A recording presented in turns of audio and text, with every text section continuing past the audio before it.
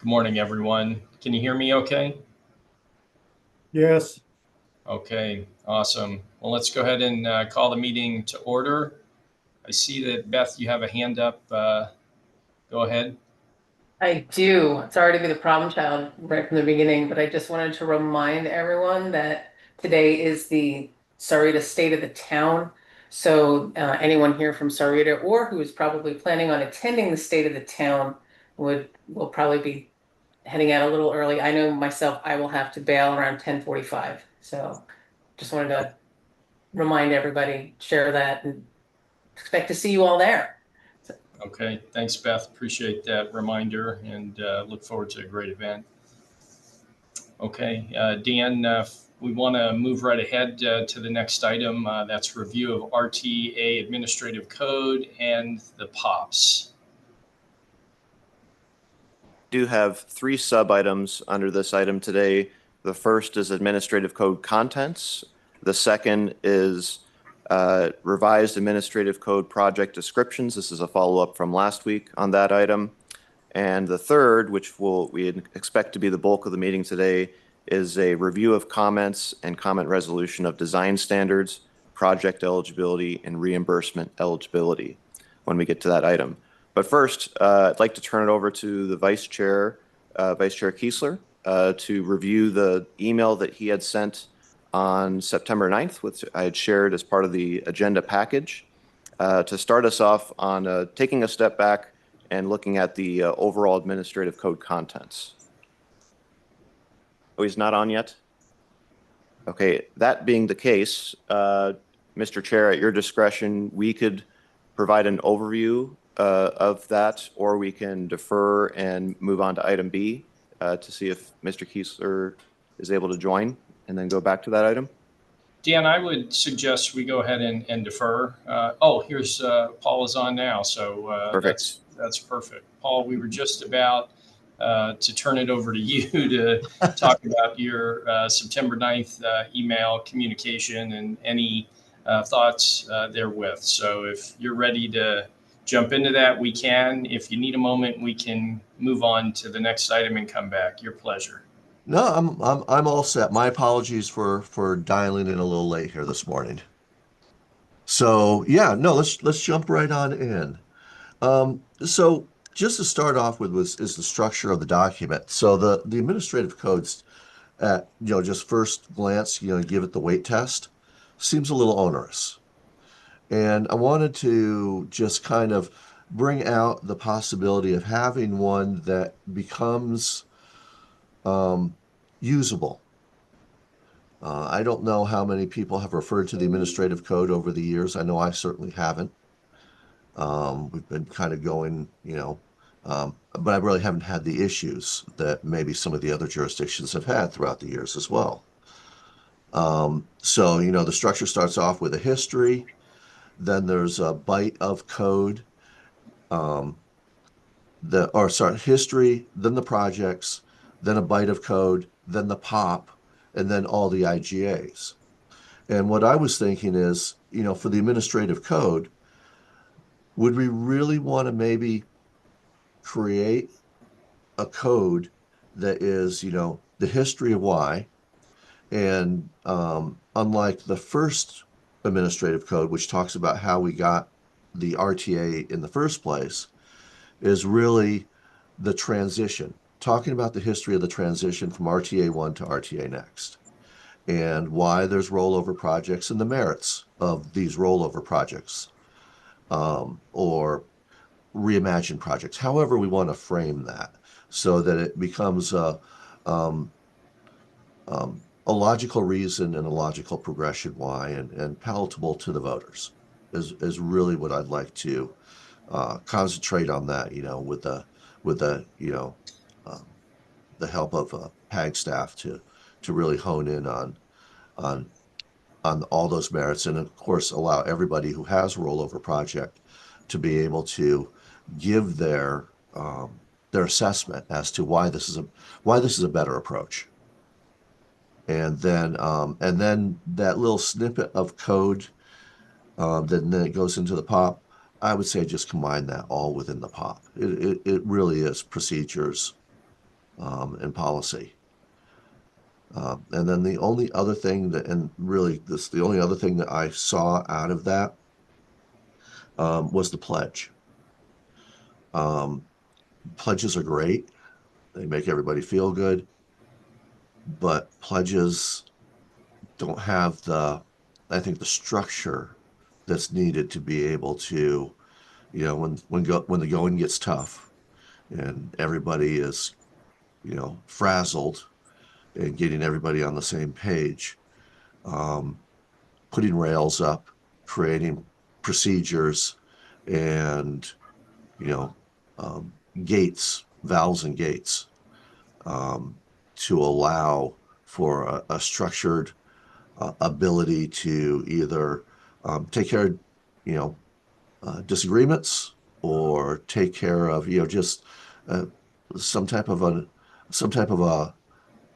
method to pragmatically look at, when we have these issues.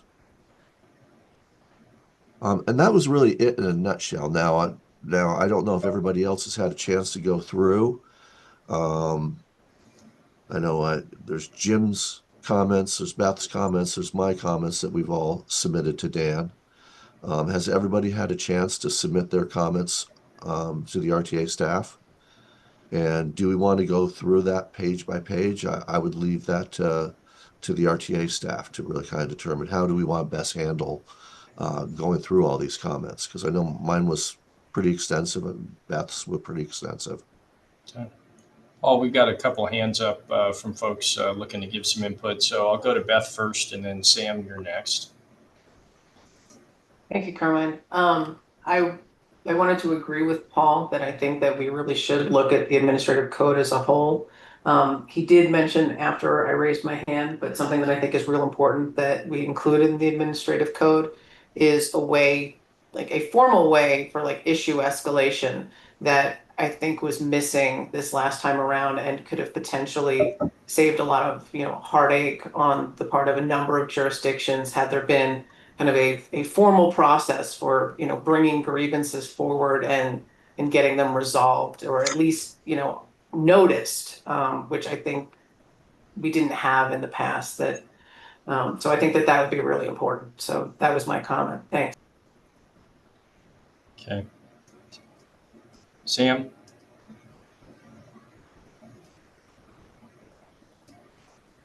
We can't hear you, You're Sam. muted, Sam. You're not muted, but we can't hear you. Doesn't look like you're muted. There you go. Can you hear me now? Okay. Thanks. Good morning, Carmine. I want to piggyback on what Beth said.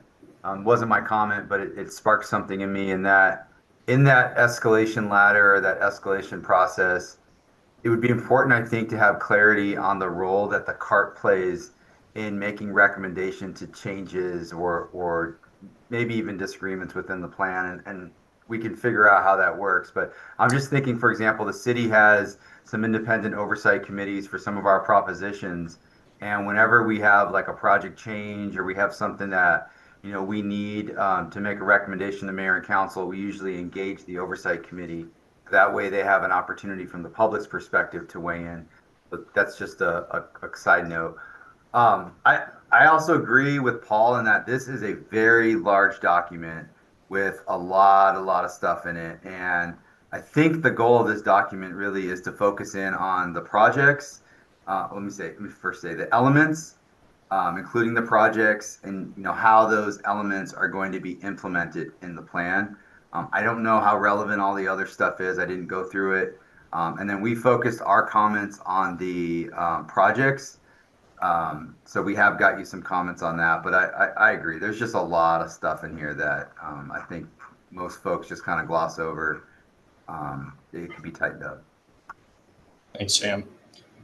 Before I go to staff, they've got a hand up. The areas that I've heard this morning is right in the history, focusing more so on the transition, combining the administrative code with the POP section, maybe replacing the pledge with an escalation process, as we've heard.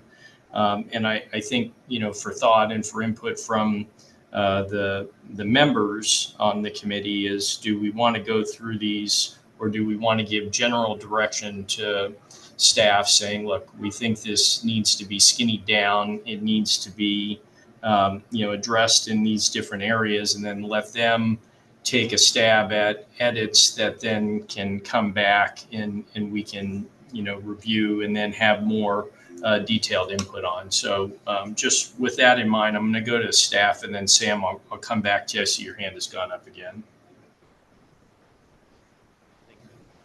And thank you all for those comments. We'd be happy to add an issue escalation process or table, or however that is formatted into the document.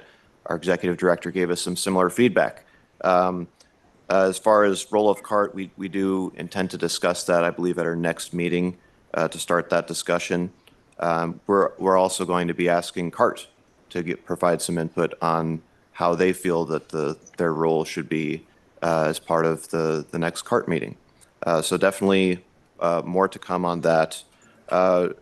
We would be happy to adjust the overall format of the document as the policy subcommittee sees fit. So the comments that we heard were adding in pages 68 to 76 into the POPs, which is related. So that's the section right after the project descriptions.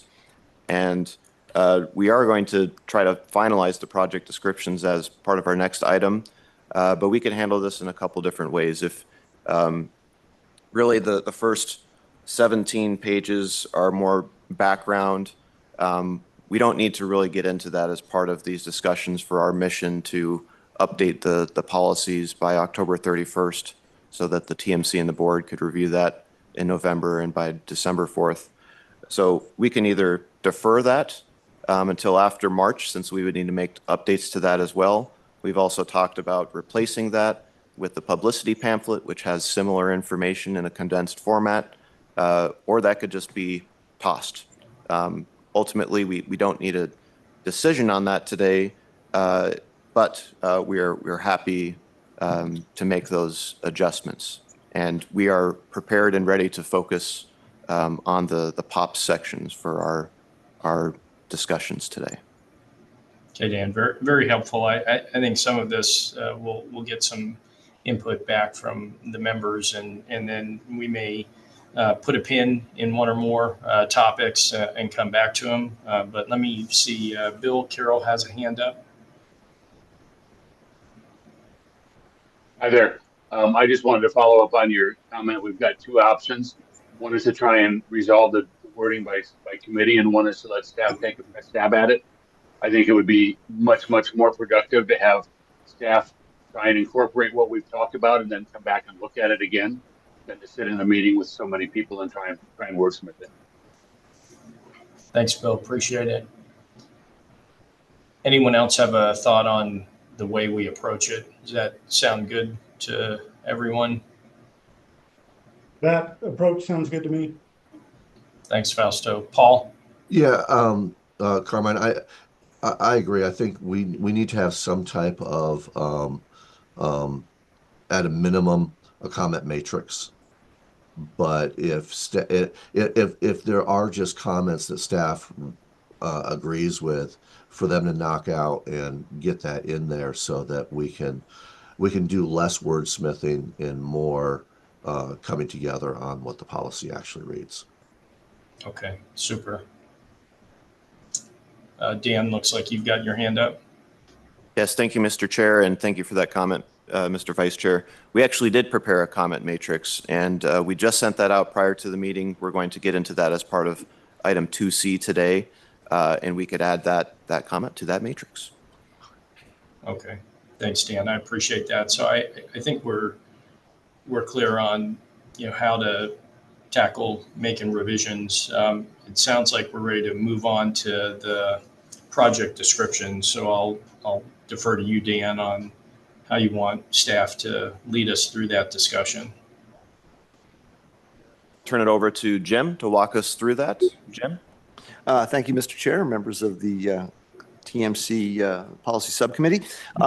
We went ahead and emailed out to you with the packet the comprehensive red lines on the projects as well as a clean version of the projects.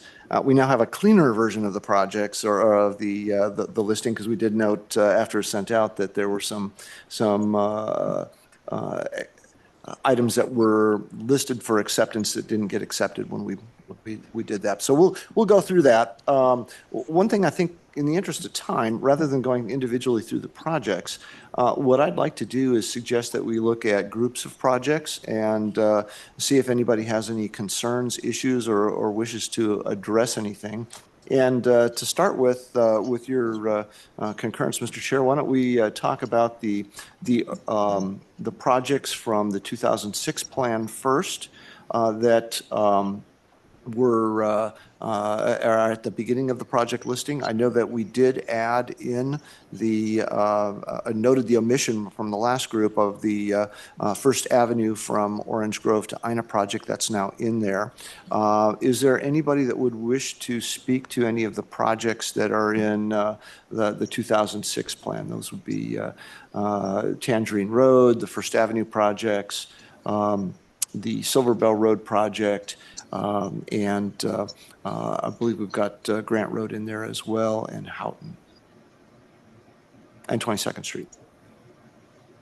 So I see Catherine's hand went up, and then Fausto will come to you after Catherine. Hey everyone, good morning. Can you hear me? Yes. Perfect. Just really brief comment, both on the city's First Avenue and the county's. In the benefits, it makes mention of connecting to the recently completed First Avenue project from River to Orange Grove. I would eliminate that from both, since that was true 20 years ago, but it's not as true today. Okay. Thanks, Catherine. Fausto? Yeah, thanks, Chair. I believe we were going to omit the portion under the scope that said adjacent to roadway after it discusses the multi-use path. Okay, and this is on which project? The Tangerine project? Tangerine Road, the first one, 2006 01. Okay. And that would be, where would that? The first paragraph where it says and a multi-use path adjacent to the roadway. Adjacent to the road. We're going to remove that. Okay.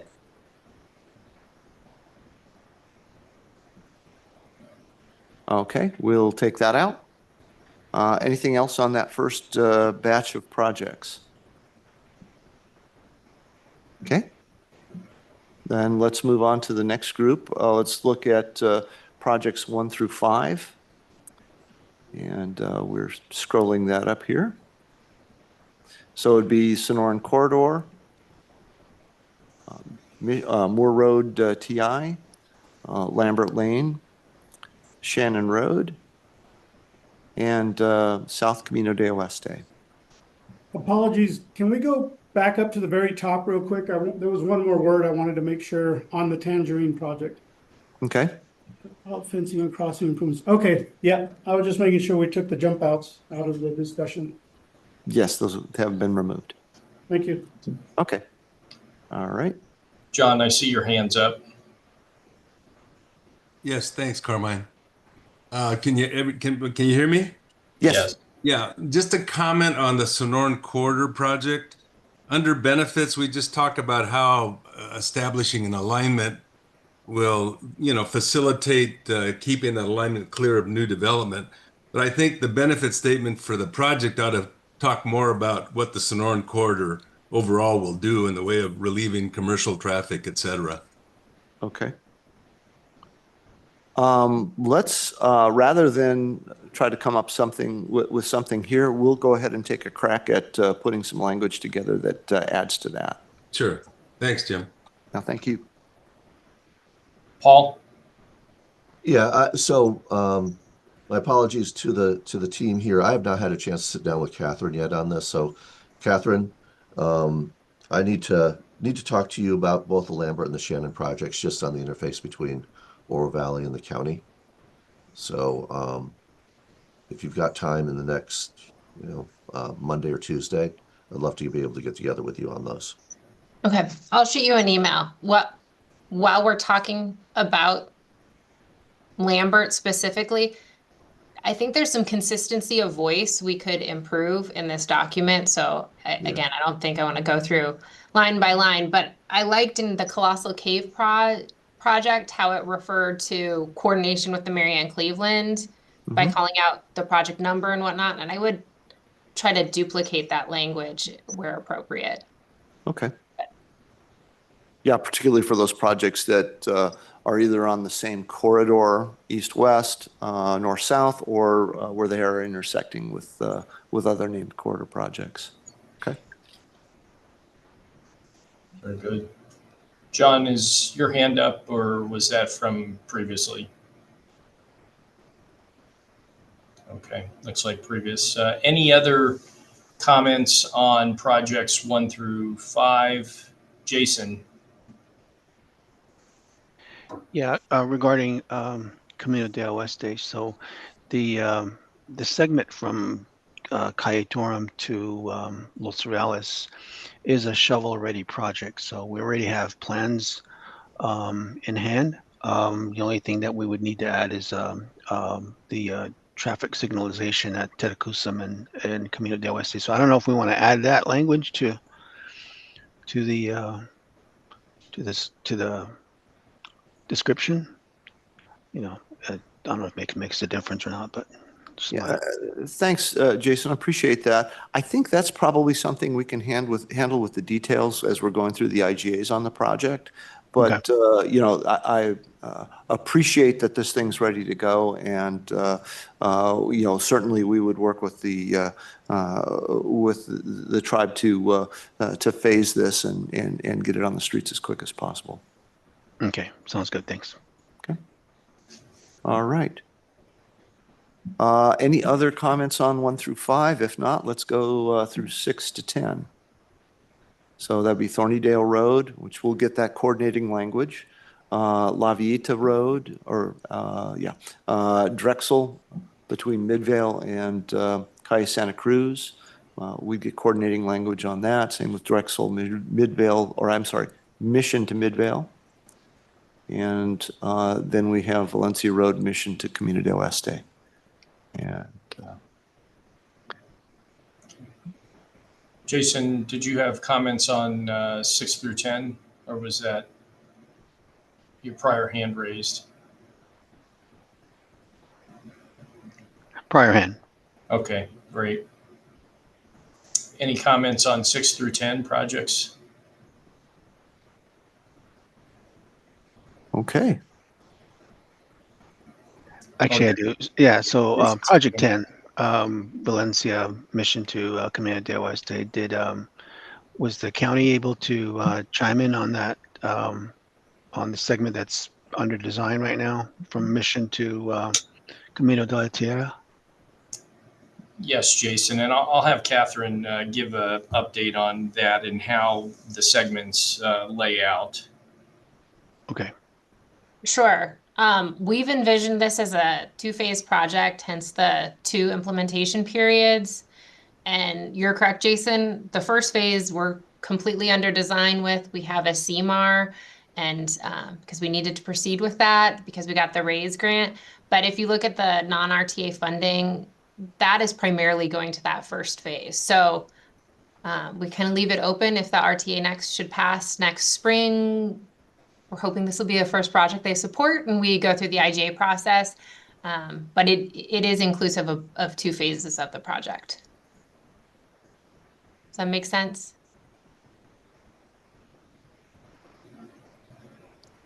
Yes, thank you.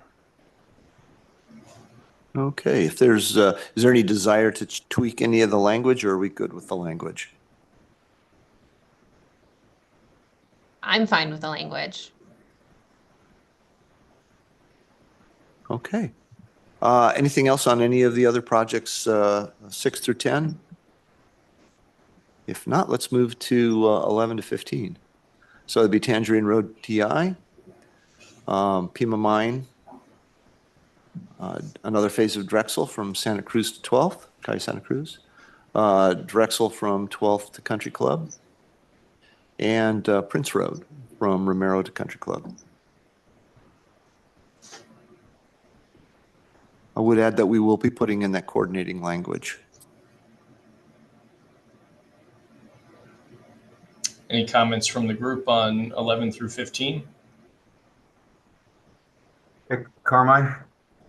Yes, This is sir. Sam. I don't know if we talked about this before, but what does upgrading bus stops mean?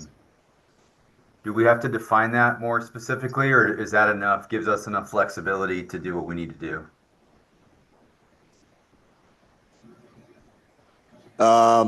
Yeah, Mr. Chair, I guess I would say this is pretty open-ended as to the scope. We would be expecting it to be bringing what we have in the way of current bus stops up to the current standard that are being generally used throughout the region. And I think this conversation is similar to modernization, right? And we decided to transition from modernization to say what it included. And so just keeping that in mind, Bill, I see your hands up, so maybe you've got a thought or two on this. I'd be more inclined to leave it as upgrade because every bus stop is going to need something different. I mean, it's not going to be that we have some that have no covers, we have some that have covers with, you know, trying to get into too much detail. In my mind, I didn't like the term modernization because that denotes something that nobody really understands. Upgrading, I think, is fine, and I think if we say we're going to be upgrading bus stops along that stretch of the roadway, that's probably enough, and that gives the municipality flexibility. Thanks, Bill. We'll go to Paul and then Sam after that. My only issue with the terminology upgrade bus stops is really kind of defining where the money's going to come from. So if it's better shelters, benches, amenities on the side of the road for the bus stop, that should be more coming out of the transit pot of money. But if it's to create a pullout to create more of an even flow in traffic, that'd be more a street issue. So, Bill, I understand what you're talking about. My only thing would be is if we could just a smidgen more language just to define what we're talking about on, kind of the pot of money thing. Thanks, Paul. Sam? Yeah, thanks, Carmine. So I'm gonna agree and both disagree with some of what was just said. I was thinking maybe it'd be a good idea to put upgrade bus stops, including bus shelter, bench, and other bus pullout and other amenities as appropriate. As a just a kind of a rule of thumb for the city, bus pullouts are actually not really good for bus progression. So we would not, we're probably not going to go building bus pullouts all over the place. There might be some places where it makes sense, but it seems really silly when we build a bus pullout and then we don't put a shelter at it, especially if it's on an area that has high ridership. So I would actually, I don't want to say argue, but I would say I disagree a little bit with Paul on that. It should be, if we're going to build the infrastructure as part of the project, we should build it in a complete way and put at least a bus shelter in like at major stops. So that way it's done and we don't have to touch it again. So my recommendation is maybe just add a few more words, and I'm happy with our team to kind of work something up and send it over that just defines what it is where we'd be proposed to build with the project. Thanks, Sam. Bill, I'm gonna go to Paul for just a minute since it may be a continuation of the dialogue between him and Sam. Thanks, Carmine. Yeah, and it is. So, Sam, point taken. I don't disagree with you at all on that. I was just concerned kind of the pot of money, and maybe there is, again, giving justification again as we budget these projects and we put the projects into the program, that let's call it not the rolling stock, but those things that are truly transit related and not road related come out of that transit pot of money. And if there isn't a need for bus pullouts, and certainly no bus pullouts needed, but if there were, you could put the shelter out of the the transit budget, and you could take whatever the cost is for the pullout out of the roadway budget. That's really all I'm saying. Again, trying to apply the money as best as possible, because we are limited all the way around. And Sam, I'm going to come to you next, and Bill, if you'll humor us for a moment. I think that suggestion that Paul just made may be appropriate for the POPs section and not project by project. I think adding some greater detail in terms of the types of upgrades that may be done is fine, and if staff and Sam or others want to work on that, that seems to make perfect sense. And so. Just a thought that maybe the allocation of where funds come from is something more appropriately addressed in the POPs. But let me go to Bill, and then staff, I'll come back to you after that. My comment was also part of Sam and Paul's discussion, so I feel totally alienated. Pass me by. But I agree with Sam. I like the concept of, if we're going to put something in, put in the minimum that is going to be done for every bus stop, and not try and get into too much detail. But if we know that we're going to put shelters and trash facilities and whatever at every bus stop, we can say that. And then if there's some that are going to have pullouts and some that have something else, that's fine, but limit it to the minimum. Dan, go ahead, and then I'll come back to Sam. I just wanted to note that unlike the 2006 plan, we do not have a specific category for bus pullouts. So we really would be looking at operational expenses primarily from the bus categoricals, and look at trying to use the multimodal corridor improvements to cover the physical improvements on the bus pullouts or bus stops. Thanks for noting that, Jim. Sam?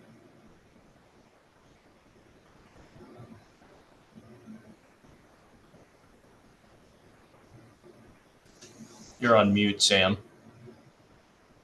Thanks. Sorry, Carmine. I just wanted to make a couple comments and just get our position on record. I'm not suggesting that we upgrade every single bus stop along a corridor like at Prince Road, because in some places we just have a stick in the ground with a sign, and that's totally appropriate because there's not a lot of on-offs at that location. But certainly at major intersections and major transfer points, there should be bus amenities, a shelter, a bench, a trash can, and really those should be part of the corridor project. I mean, I don't see us parsing out, sidewalks and assigning it to the active transportation category or signals to signalization. I think there's a way that we can kind of put some guardrails on this and say, all right, we're not going to put a bus shelter at every single bus stop, but there needs to be at least like a minimum level of investment in these corridors that comes out of these projects. And then above and beyond that, we can talk about other places to fund it. That's it. Thank you. Thanks, Sam. Staff? Mr. Chair, I think unless there are other comments on projects 10 through 15, I'm going to suggest that we look at addressing any other of the roadway element projects or the multimodal corridor element projects. Are there any concerns on the remaining projects through project 31, I believe is the next one, or the last one of the roadway element?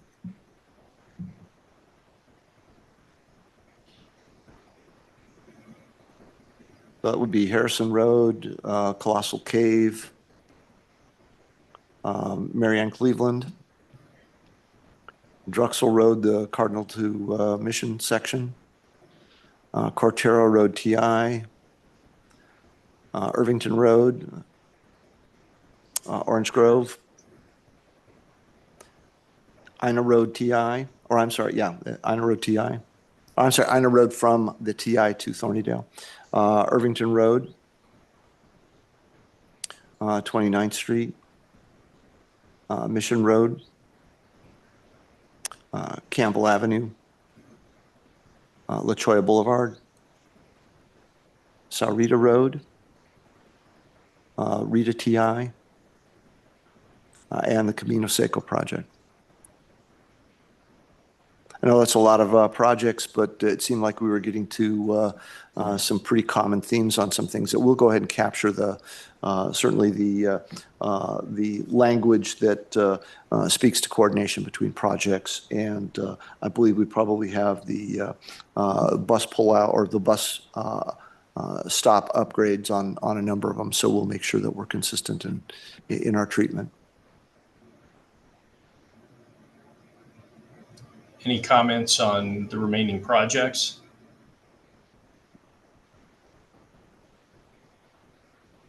Fausto?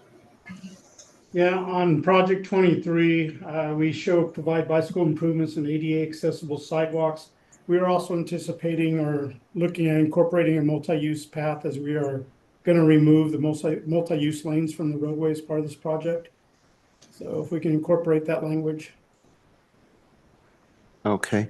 Would bicycle improvements or would that be broad enough to cover that? Or do you think we need to have specific language relating to the multi-use path? Or could we do bicycle improvement / multi-use path? I think something along those lines would help just beef that up a little bit. It may cover it, but it also leaves a little ambiguity. Okay. All right. Would that, what's being typed in there look like it'll work for you? Yes. Okay. All right. Great. Thank you. Any other comments on that big batch? Okay. Seeing none, let's go to project 32. This is going to be a fairly commonly repeated description here, and that is the language that we're using for the potential additional revenue. This is basically associated with each of the elements. We use similar language. Any concern with the language that we're using on these?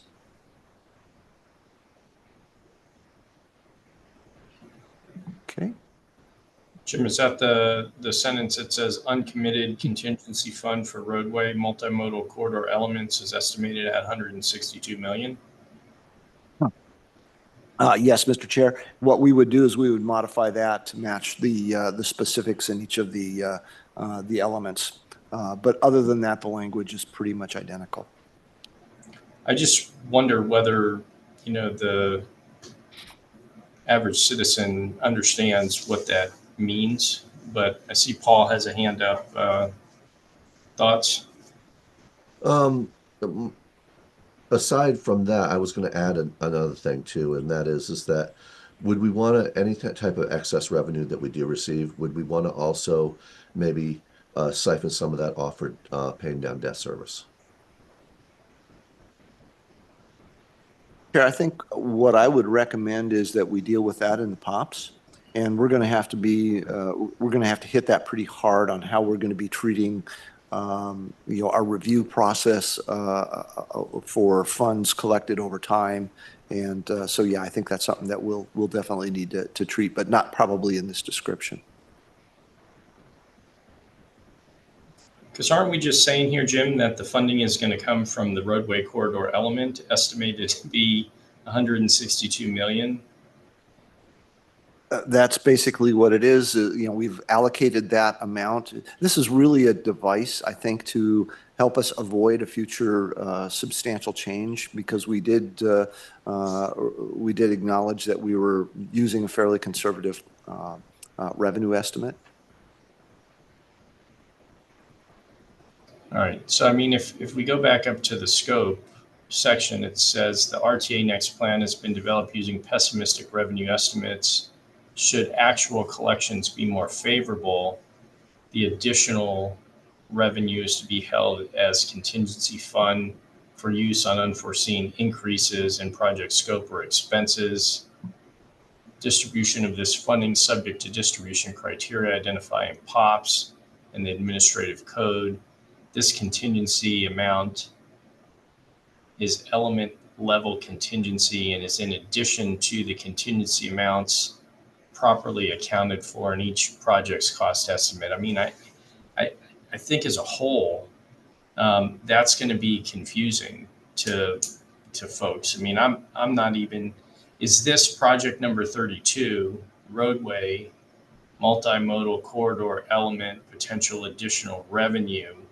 Just that? I mean, it's and are there one of these for each of the other elements? How does this all work together? And where is the base funding for each element reflected? Maybe you can help orient us to that. If I may, this corresponds to a specific line in the RTA ballot. So that's where you see the 162 million, and it's associated with each element. So each element has similar language or a section, a project that basically uses this language, but uses the dollar amount that's specific to that particular element on the ballot. So each of these projects is similar, only changing with the project funding amount, and the title as to which element it's associated with. And I think with respect to the other funds, they are identified in each of the other ballot amounts similarly. So I don't know if I answered your question with that. But yeah, that helps. I understand now that this is focused on the additional revenues above the pessimistic estimate. Let me go to John. Thank you, Mr. Chairman. The question I have is there a separate project description for the RTA 1 completion? Did I miss that? Mr. Chair, that would be in those initial projects. That's where we have the additional funding identified that's necessary that will be coming from RTA next to support the completion of the RTA, the 2006 plan. So we did do each of those individually. Maybe I just wasn't paying attention. Yeah, Mr. Chair, those were the first few projects that we had identified. Looks like 7 projects. Yeah. Yeah. Okay. Thanks. Paul? As I think Jim mentioned earlier, would this be just more appropriate in the POPs and not be considered a project? Because I think you're right, Carmine. As people are reading the ballot, what's this project? Mr. Chair, if I may just reiterate that this is item identified on the ballot. Each element has a contingent or has this potential additional revenue listed on the ballot itself. So we felt it was appropriate to have language corresponding to that. It is a project 32 for this element. There's similar projects for the other remaining elements.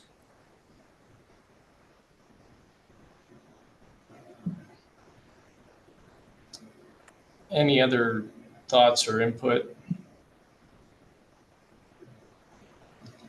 And maybe, this concept is described as best as it can be. I was focused initially on, project funding where it said uncommitted contingency funds. And so, that drew my eye. Reading over it again in its entirety, granted from, the knowledge I have and the involvement I've had within the process, it wasn't intuitively aware, to me that's what we were doing, but I understand it now.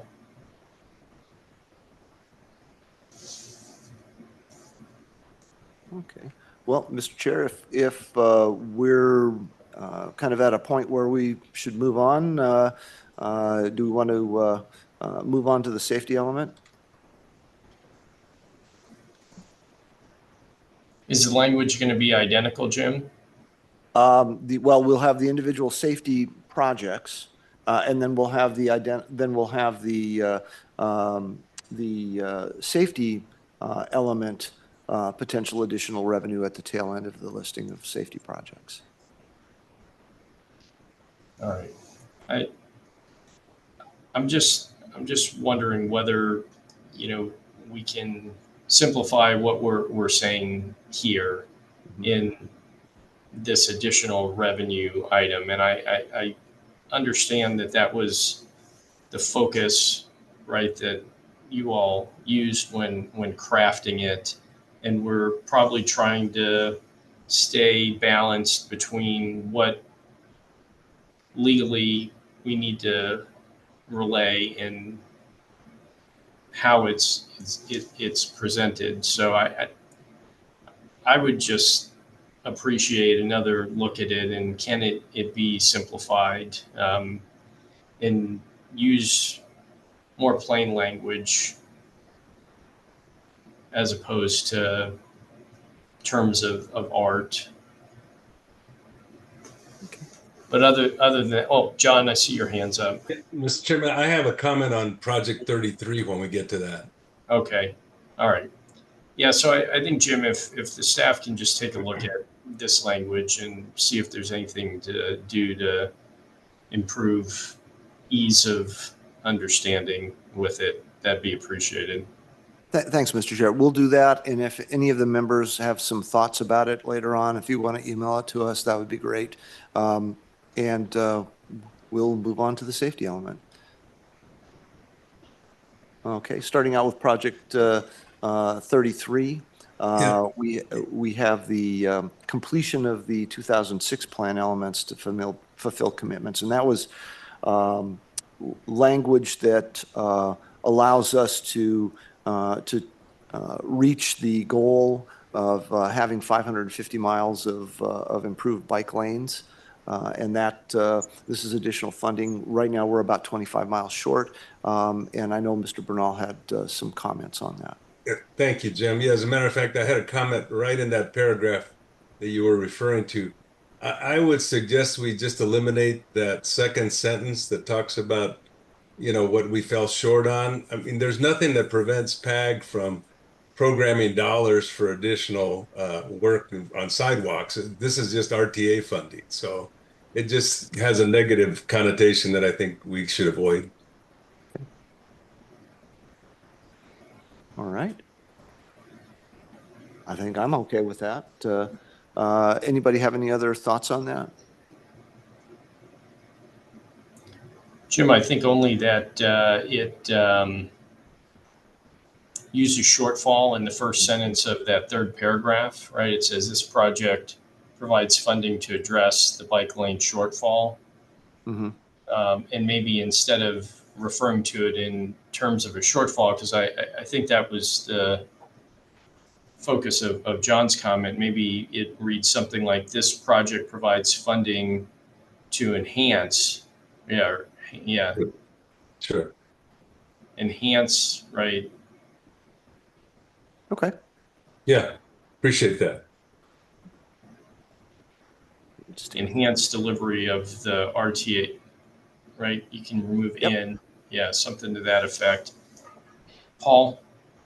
I think this is a common theme throughout the entire document, and it's going to be particularly important when you start talking about the history, and that is to always frame whatever we're putting down in that positive light, rather than talk about, where we didn't make something happen, or for whatever reason it failed to meet the scope of the original RTA.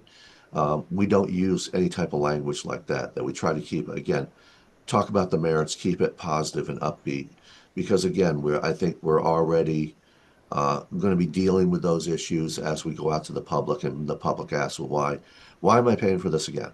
Well, no, you're not paying for this again. What we have is an enhancement here. And I just want to make sure that, throughout the entire document that, again, it's all positive light. Okay. Great point. Thanks, Paul. Mr. Chair, are there any other comments regarding the safety element? Okay.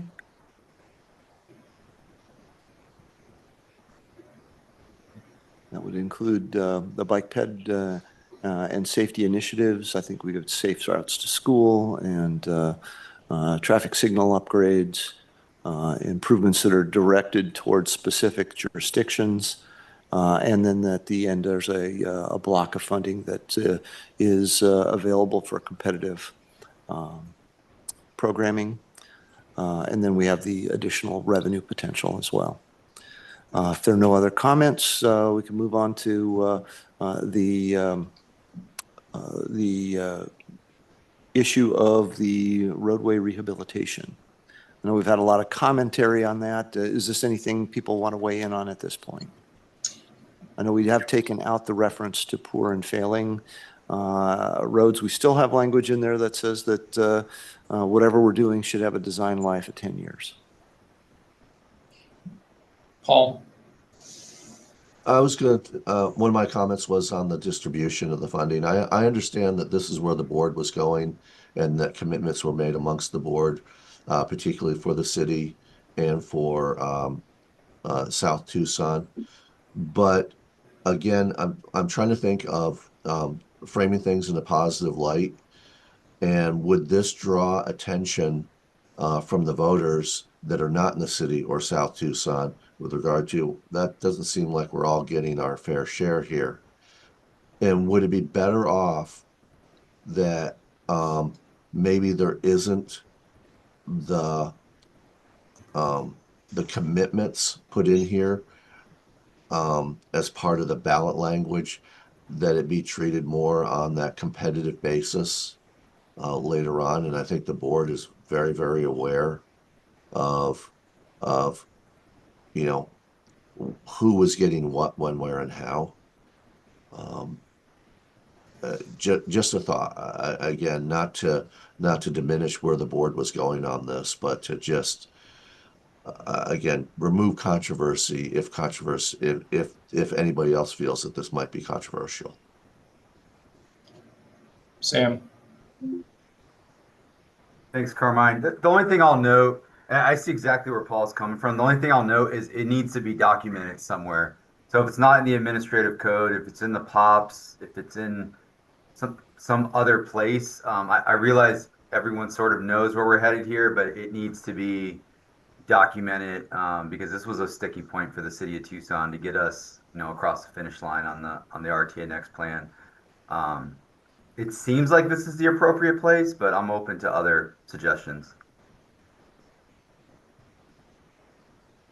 I'd be interested in hearing from Marana, Sarita, tribal representatives. Yeah, Carmine, I'm struggling a little bit with this one. I see where Paul's coming from, and obviously it does kind of jump out at you a little bit. I just think also there's the transparency aspect. I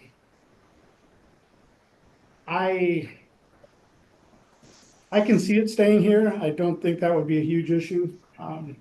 But I could also see it being placed in another location that at least identifies it and does have it written and set in stone. Sorry to be on the fence there. I'm still trying to mull this one over. That's all right. Thanks, Fausto. We're going to hit those items that we may, not fully resolve. But Jason, what are your thoughts? I'm just not seeing that the Pasco-Yaqui tribe is listed here. So that's my comment. The TO tribe is there, but not Pasco. Jim, is that an oversight? If it was during the negotiation of the distribution.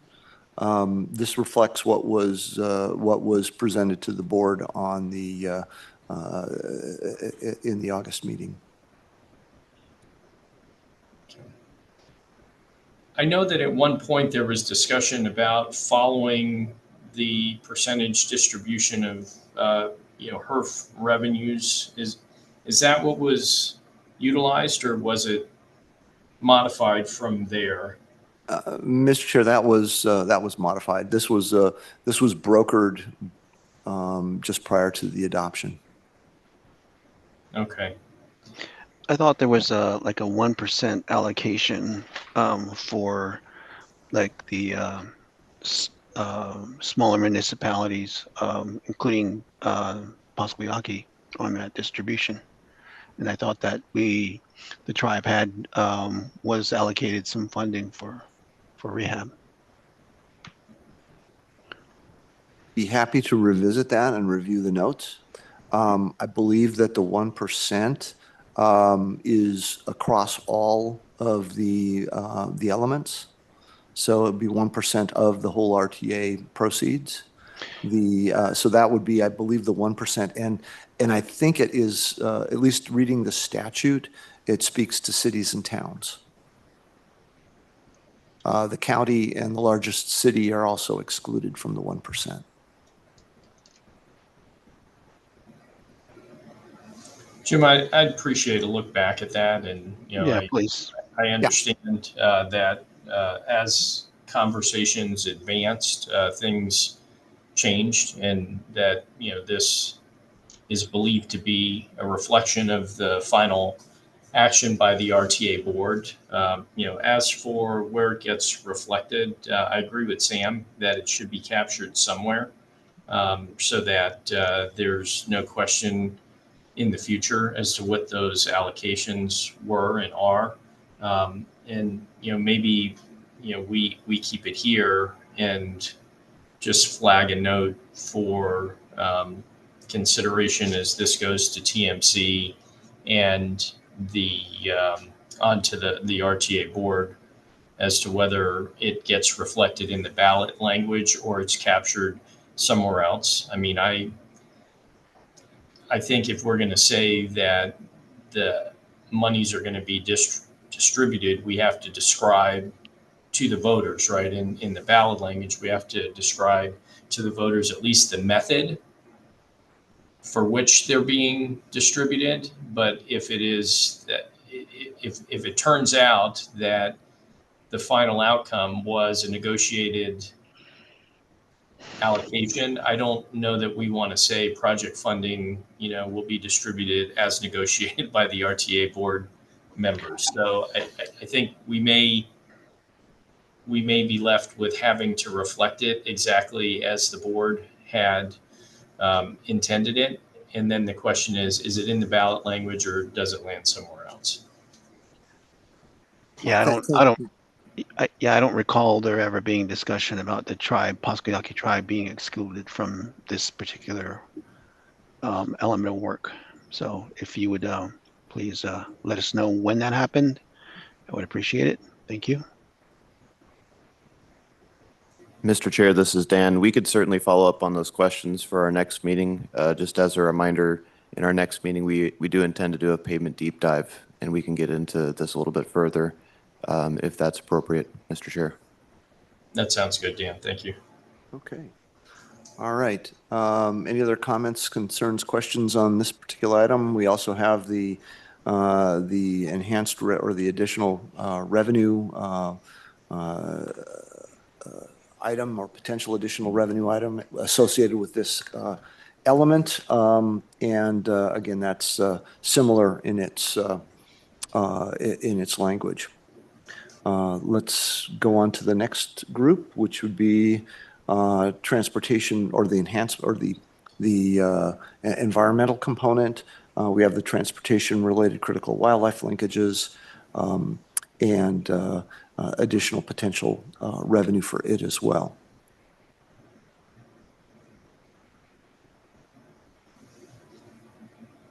Any input from committee members?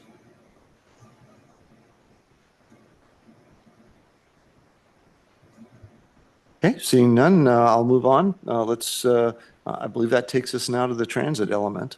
And with that, I mean, that's the last group of projects. We do have some additional language at the tail end of this grouping that relates to our administration. Why don't we take that all at the same time, and then we can move on to the next item.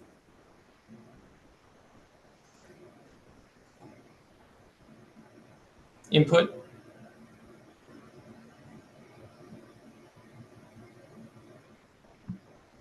I would note that I know that there are going to be follow-up conversations on transit that are unique to that sub-element, or element rather, but Paul? Yeah, I'd like to reserve a bit to take another bite at this apple. I mean, this is the high capacity transit improvements. I'm just more worried about the regular transit funding myself.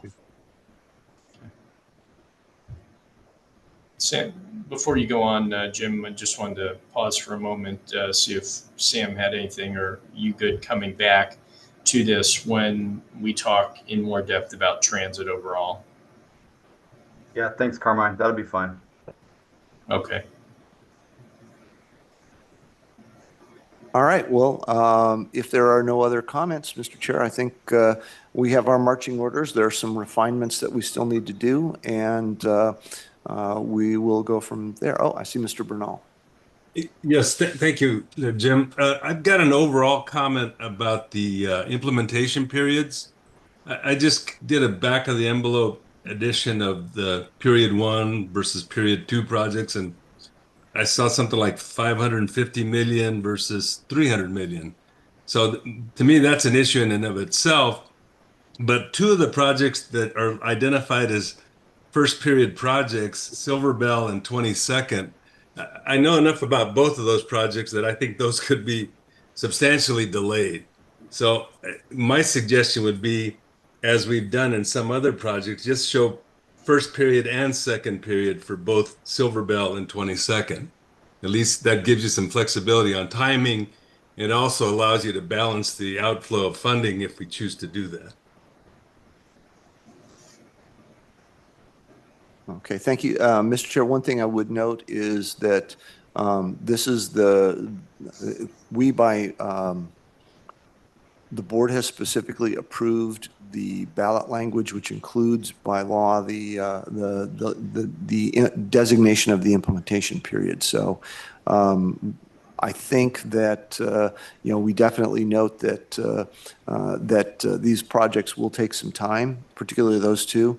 But I think we'll just need to commit to making sure that something starts within the first implementation period on both those projects. So Jim, where we say more than one period, that's also reflected in the ballot language or in the resolution?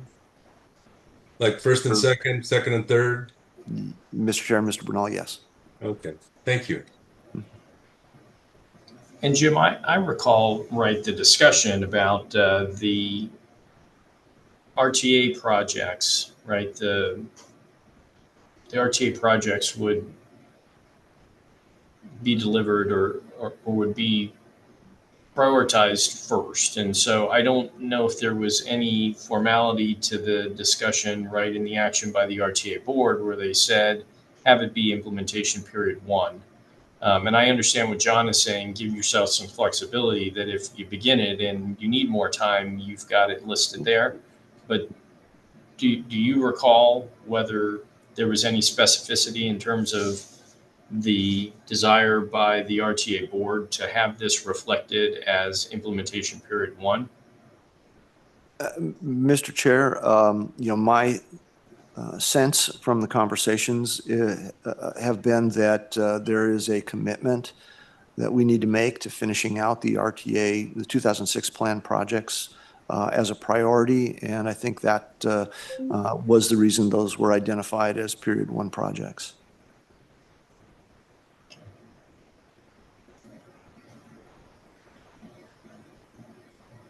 Mr. Chairman, I get where Jim's coming from. I think it's similar to the comment Paul made earlier about what board agreements were made. So I've got no problem with what we're saying.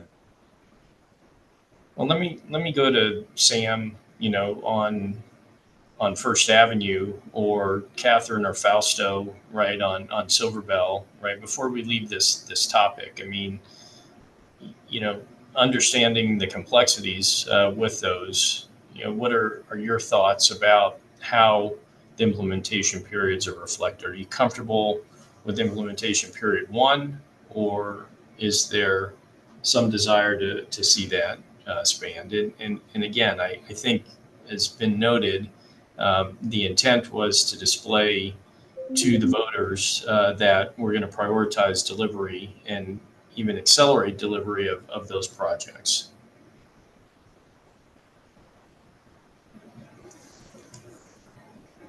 Hey, Carmine, this is Patrick. Sam had to step away for a moment, so I can handle this one to the best of my abilities, if that's acceptable. Yes, please. I can say with First Avenue, that project is advancing. We're expecting 30%, probably halfway through next year, so that one should be able to move quickly in period 1. 22nd Street's going to be far more complex, given the railroad grade crossing and a lot of uncertainty surrounding that. So I think there might be some benefit in extending that construction period into phase 2.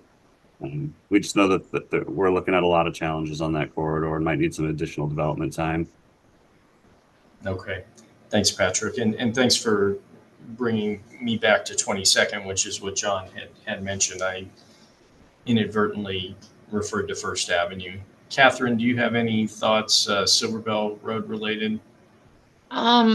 I would say similarly, we haven't started that project really, and so it will take some time. There's still decisions on all the carryover projects, which ones will be federalized, because I believe additional ones will have to be federalized, the way the regional funding maps out. If the goal is to start construction in the first 5 years, I think that's doable. Completing construction in the first 5 years probably is a bit ambitious. All right. Staff? Dan, just as a reminder, we did have some of these conversations as we finalized the plan and did make revisions to the period to say first/second and so on for many of the projects.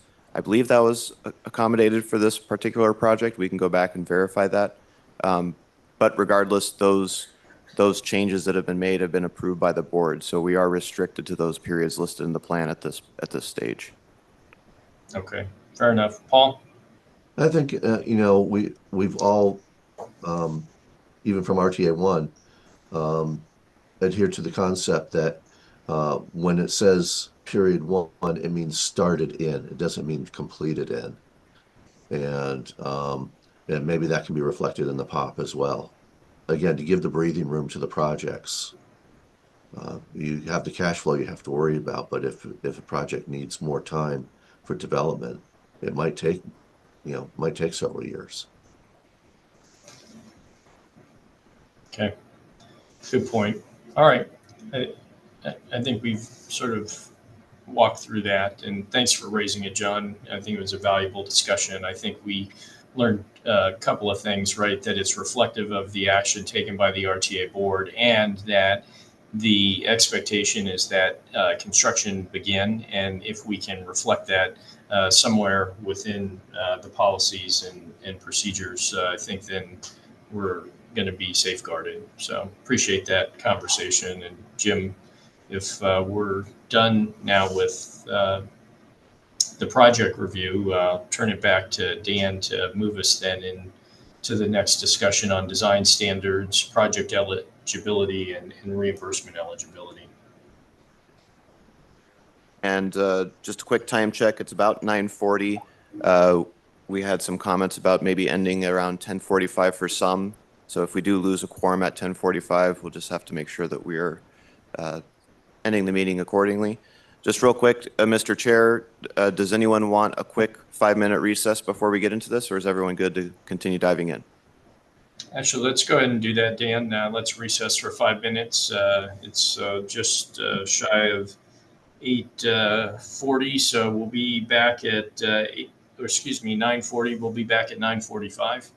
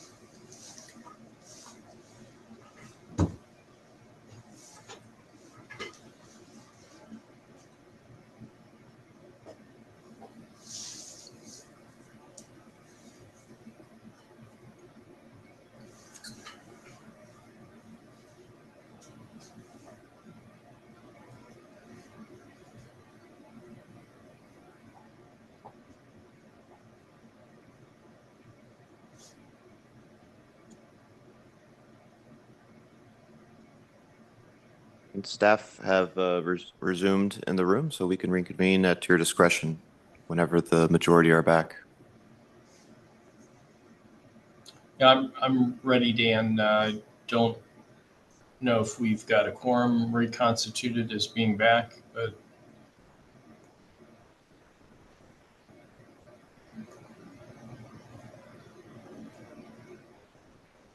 you give a thumbs up if you all are ready to go. I'm good. I'm good. All good. Here. Okay, I think we're good to go, Dan. For item 2C, we're hoping today to start diving into some comments. What we've done is we've categorized these 3 particular items within the POPs: the design standards, project eligibility, and reimbursement eligibility, because of the very strong interrelationship between these 3 items. Are we able to, perfect. We're going to share our screen right now. This is a comment resolution matrix, and this does include all the comments that we've received today on the POPs. But as I mentioned, we really wanted to focus on those 3 items today, noting that on October 1st, we intend to come back to this group for a more focused deep dive on comment resolution for the remaining POPs comments and anything that we don't get through today. So how we've broken this down is we've highlighted in yellow the comments that are specific to these 3 topics: design standards, project eligibility, and reimbursement eligibility.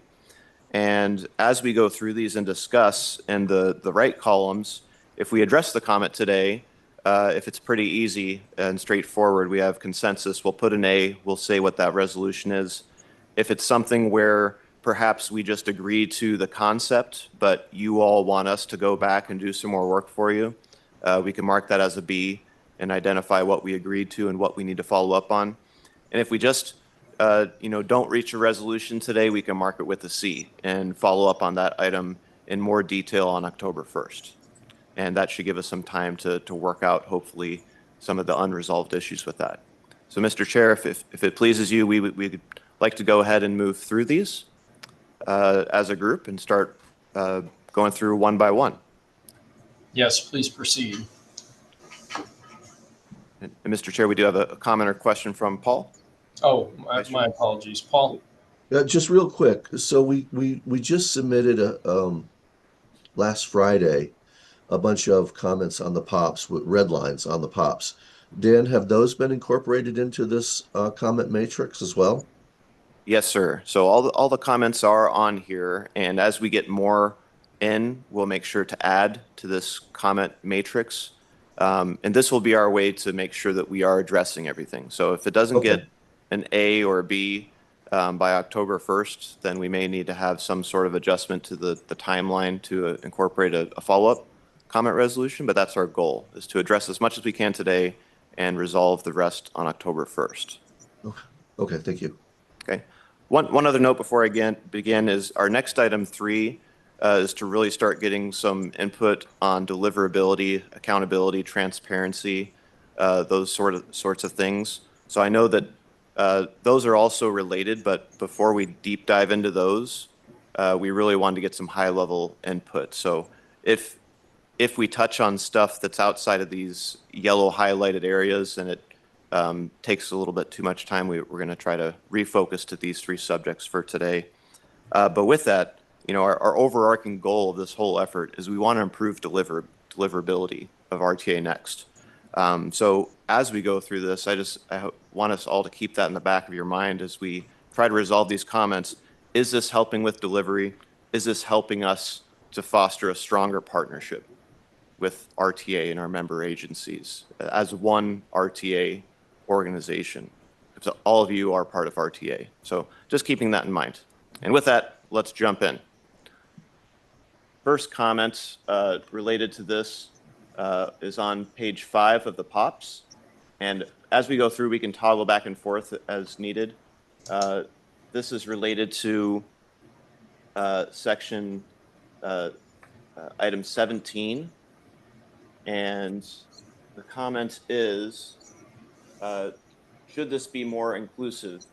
Just adding curb curb ramps, protected bike lanes, buffered bike lane hawks, and bike hawks. Bicycle pedestrian facilities designed consistent with documented jurisdictional practices or something.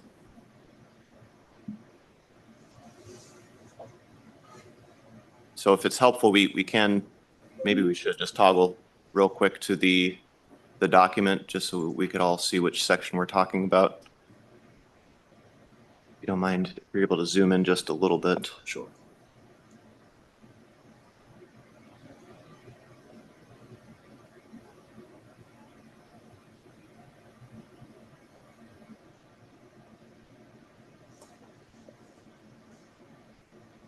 So this is specific to subsection F regarding the bicycle and pedestrian eligible project features. Dan, my sense before seeking other input is that, we've expanded some of the detail on this particular area through the project description discussions, and seems to me that, it's reasonable in concept, and we likely just need to draft what that language is, right? The language in the project descriptions, for example, includes hawks and bike hawks. So we're already, addressing that, and then, other elements, I think. But I'll open it up to the group to see if there's general agreement in concept that we add specificity there, and then ask staff to incorporate items that are consistent with what we've already used in the project descriptions. Multi-use paths, for example. Thank you, Mr. Chair. Any other feedback on this one? Okay. I think that's a B. Okay, we'll mark that as B and ensure that we add all other bike and ped related scope elements from the project descriptions. Okay. In addition to the comments there.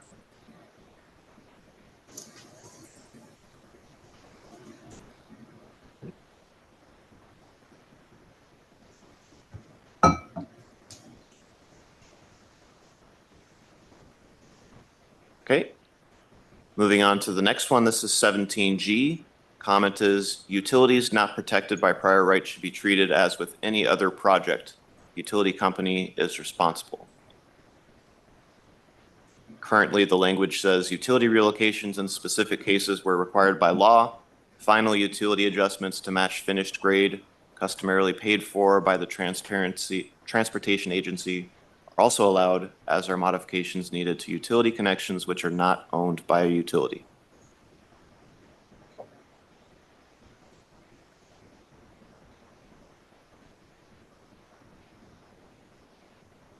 Yeah, that was my comment with regard to, we have a standard practice. If it's got prior rights, well, then you have to pay for it. If it doesn't have prior rights, well, then the utility needs to take care of it. I'm just keeping that kind of that same philosophy through RTA. I'm seeing some heads nodding. I think there's going to be uniform agreement on that. If it's not a prior right, then it's the utility company's responsibility. And so I think the language right in the POPs was more focused on if it was the responsibility of the agency, what would be eligible. But I don't think it hurts to go ahead and include language that explicitly states that utilities not protected by prior rights are the responsibility of the utility company.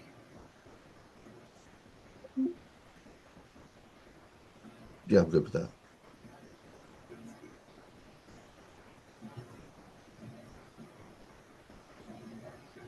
Any other comments, sir? I think that's we're good. A consensus reach, yeah. Okay, great.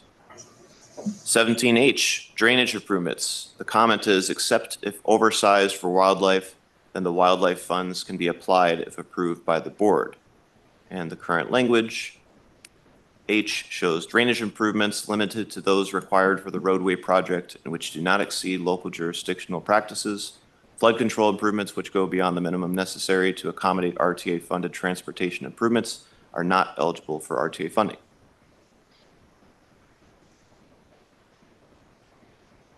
Beth? I feel like we've run into a problem with the term drainage improvements kind of across the board in the first RTA. That kind of as a whole, almost drainage improvements, were almost, frowned upon.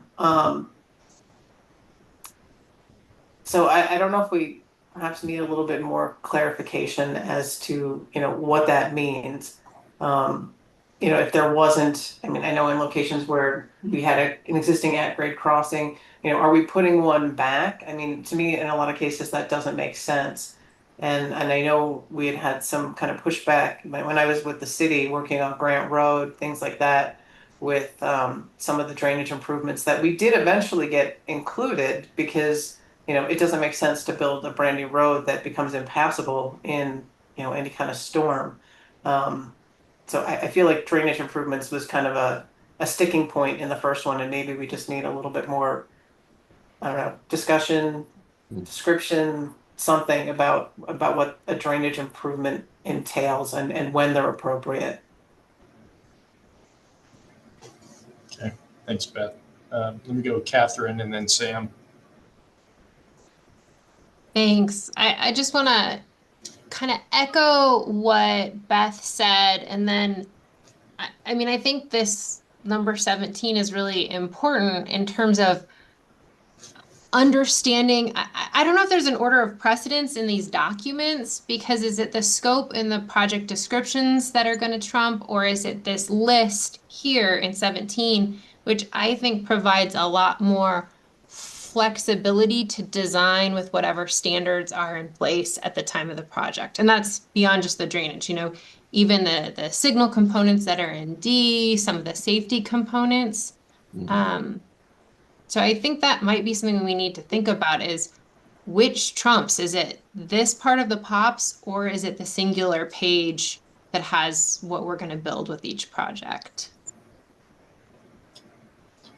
Maybe, Dan, does the staff have some feedback to that question before I get to Sam and Paul's input?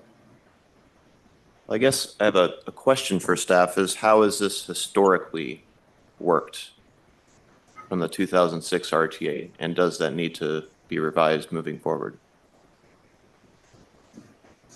Mr. Chair, if I may, yeah, I think part of the concern that staff has wrestled with in the past has related to flood, been the extent of flood control improvements to be performed, and are we responsible for something beyond crossing the road with the floodwaters? If we're looking at enhancing storm drain systems to capture flooding and convey it to perhaps a different location, is that something that should be part of the project, or is that something that would be funded by the RTA? So they may be improvements that merit consideration, but they may not have been contemplated at the beginning of the or at the inception and the initial scoping of the project, and should they then be incorporated? Sam. Thanks, Carmine. Quick comment on this. I think just some specificity on, all-weather access, ensuring that, if we rebuild a road, we're not rebuilding it with ponding and flooding. I think this came up a lot on First Avenue, and there was concerns that we're trying to address regional flooding with the roadway project, which we know is impossible. But at least acknowledging that there's got to be some basic level of drainage infrastructure for these roadway improvements. And then lastly, I have to jump onto another call for about 30 minutes, and then I'll come back, and Patrick Hartley should be on in my place if you have anything from the city. Thank you. Thanks, Sam. Paul? Yeah, this was my comment again, and the intent behind this was the language seemed limiting, and I was only bringing up that if it's been deemed that we need to increase it, that we can use the wildlife funding to do that. This was really kind of the basis of funding, and really kind of nothing more. It wasn't the larger issue. Mm-hmm. I think just basically in the pops, the issue is that everything needs to be passable. Now, I know every jurisdiction has small variations in their drainage criteria, um, and that's okay. There should be some type of uniformity. I think we all go by industry standards. We try to put it underneath, and if we can't, if it's an over under, it can still be passable. Um, but this wasn't intended to open up that discussion. Yeah, and I recognize that, Paul, that your comments were oversizing for wildlife, and we've got some other um, elements in terms of increased clarity around drainage improvements, and Right. the next comment down, just reading ahead, right, talks about, and it's on 17H, and it talks about referencing compliance with 100-year flood events, and maybe we need to come back to this rather than trying to resolve it. This might be, a C that we have to, come back. I don't know that it's a major change, so I don't know that that's the right characterization. Um, I, let me ask staff. I mean, given the conversation that you've heard, do you have the ability to craft maybe some additional edits to the section 17H to um, give more clarity to the type of drainage improvements that are eligible and incorporate the wildlife element that Paul raised? Or do we need to come back and have a much deeper conversation about this on 10-1? Can attempt to resolve that with some enhanced language and then highlight that if we need to bring it up again on 10-1, we certainly can. All right. We'll share that in advance so you can all take a look at that. Let's go that way. I think we all agree that greater specificity on drainage improvement eligibility would be beneficial. And I think to Paul's point, saying, okay, if you're upsizing a culvert for wildlife, we have funds available for that, and just indicating that it may be eligible for use of those funds seems to be reasonable.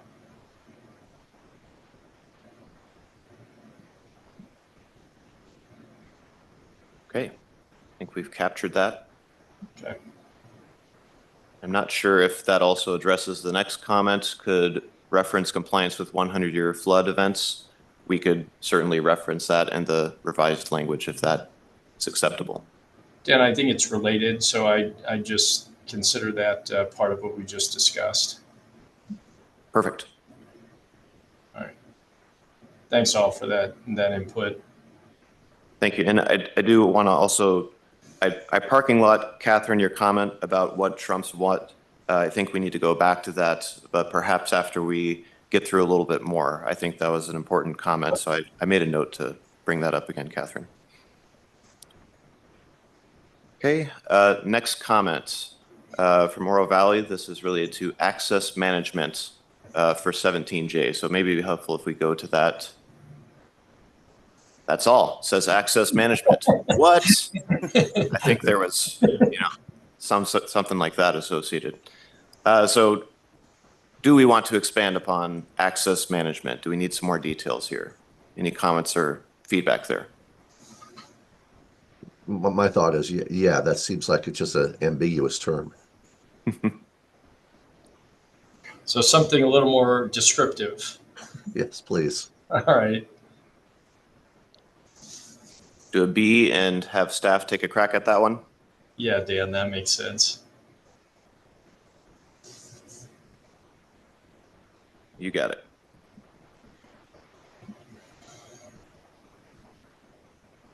Okay. Next comment, also from Oro Valley, 17K, related to asphalt. No more asphalt, rubber pavement is the comment. Currently it says asphalt, including rubberized and concrete pavement.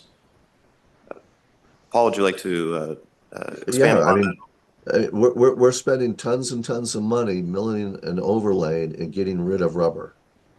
I'm sure that we're not the only ones having problems with the rubberized poison pill. So I'd prefer that it not be in the regional language. Do any others share the concerns with that as far as eligible use? We have a comment from Jim. Jim, go ahead. Mr. Chair, I would suggest that perhaps we leave the decision-making as to asphaltic mix design to the jurisdictions that are going to be maintaining them. I don't have any problem with striking out the including rubberized, but I think our jurisdictions have to maintain them. They can design them the way they want to maintain them. I would recommend retaining as much flexibility as we can in the language. I'm okay with that. Does that work for everybody that we just strike from the description, including rubberized, and leave the decision up to the jurisdictions on what they want to utilize? Fine. I'm good with that. Yes. Good. All right. Yay, we have consensus. Or we have what? Yeah, consensus reached. There we go.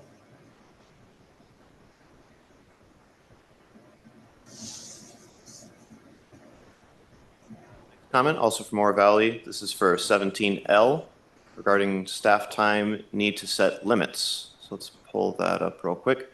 Staff time directly attributable to project as defined in the project charter in IGA. And my intent behind that was to limit soft costs. I know soft costs vary across the region.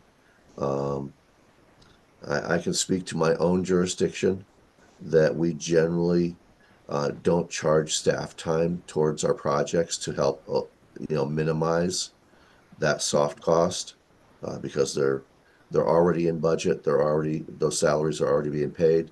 The only time that we really include staff time is if we have to hire like an extra inspector that's specific for the project. Well, then that should be paid for. But again, trying to make the dollar stretch as far as possible is to limit your soft costs. Beth, your hand's up. Yeah, the town of Sahuarita had a similar comment about essentially kind of capping what those costs could be. Setting an actual limit. Is it 1% of the construction costs, or maybe a little bit more than that if the job is a federal project? But I think that we do need to set some sort of standard on that so that we all know what to expect and what is kind of fair for everybody. Fausto? Yeah, at this point, I would just be reflecting the same comments. Town of Marina had a similar concern with those soft costs, and we operate in the same way as Paul mentioned. We typically don't associate any of those costs towards the project. I think even some of our temporary long-term inspection, we ended up just not associating those with the project as well. All right, thank you. Yeah, I know for Pima County, we have a centralized project design and construction department, and they deliver projects on behalf of the Department of Transportation. And so that department, acts as, the county consultant and project delivery team for many of the county projects. They don't do all of them, but they do many of them. And that team charges time out to projects. And so curious to hear, Patrick, how you approach this at the city or anyone else for that matter. But this may be one that we need to come back to. It's a little more substantive, and we'll need to have discussion on what it looks like. But let me see. Patrick, did you have some input before I go to staff? Yeah, thank you, Mr. Chair. I think this is one we would be open to having additional discussion on, and we would want the flexibility. I think, as noted, if we were bringing in consultant support for, supplemental project management or potentially inspections, given some of our kind of internal resource shortages. So I don't know if that would be captured under a different area than staff specifically, but we would want that flexibility. Okay. RTA staff? If I may, I know this has been a contentious issue in the past. Jurisdictions approach their projects differently, and the same jurisdiction may approach this issue differently over time, and I know that has happened here. The one thing that I want to make sure that we leave available to us is the opportunity to do some perhaps additional consultant assistance in delivering some of these projects. We're looking at some of the jurisdictions are going to really have to staff up to meet some of the projects that are going to be forthcoming. They don't necessarily have the internal resources. We need to be able to allocate those costs to the project when those costs are incurred, because there really isn't another source of funding for them. So I would encourage that we retain the language, recognizing that we do need to be mindful as to how we're allocating costs. We certainly don't want to supplant the costs associated with senior management, which was, I think, part of the reason that some of this got added, was because there was some of that was going on and really shouldn't have been. But project-related staffing, we would support retaining the ability to reimburse for those expenses. Mr. So Chair. I think I'm sorry. Did somebody have another comment? Sorry, Mr. Chair, this is Dan. I just wanted to add to that, but I can defer till after your comment. Yeah, I was just going to say that it sounds like there's some consensus that we need to put some specificity to what is and is not eligible, and that staff can prime that discussion with a draft of some language reflective of both imposing some limit but allowing for some flexibility. We can come back to that subsequently. Sure. Is that a fair assignment of categorization here? Yeah. Okay. Okay, we'll go ahead and move on to the next comment from City of Tucson. This is on item 17N, Enviro and Cultural. Suggest adding resources impact mitigation. And the original language shows environmental and cultural resources mitigation, period.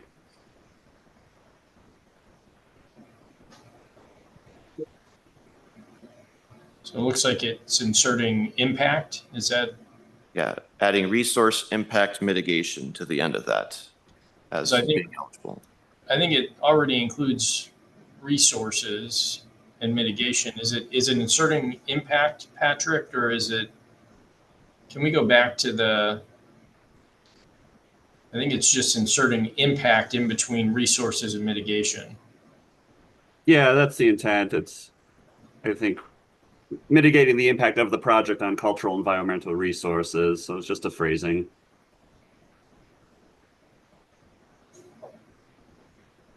Thank you. Any objection to adding that from the group?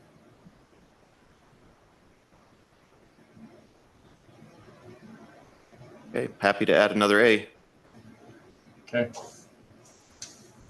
Okay, next comments from Oro Valley, 17P, related to public outreach. And the following comments from the City of Tucson is also on this item. Need to define reasonable with regard to public outreach expenses. And the second comment, so we can discuss them together, ensure unnecessary is defined or eliminate that word. Providing food to a volunteer CTF is a reasonable project expense and builds rapport, encourages attendance, and should be reimbursable.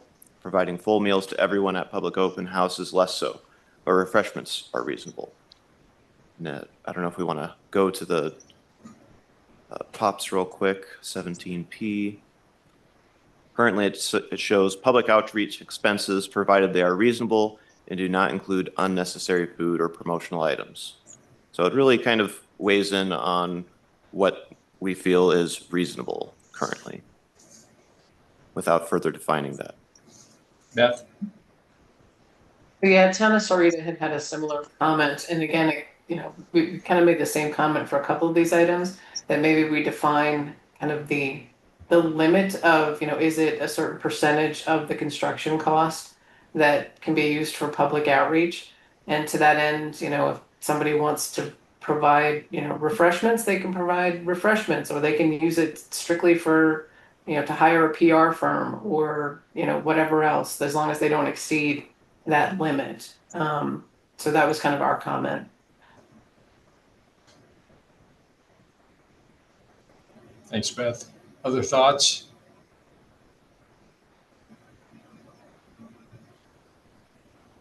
Staff, RTA staff? Comments in general, at a higher level, when we put in percentages to any of these items, I would caution us with doing that, just because there could be quite a bit of variation from project to project.